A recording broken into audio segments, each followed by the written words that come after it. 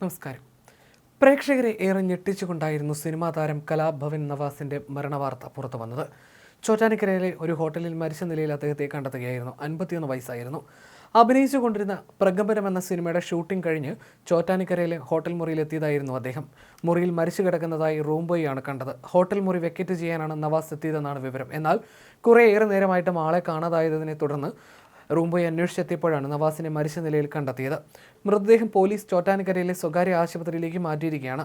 ഹൃദയാഘാതമാണ് നവാസിന്റെ മരണകാരണമെന്നാണ് വിവരം. 90കളിൽ മിമിക്രിയിൽ നിന്ന് സിനിമാ രംഗത്തേക്ക് എത്തിയ നിരവധി താരങ്ങളിൽ പ്രമുഖനാണ് നവാസ്.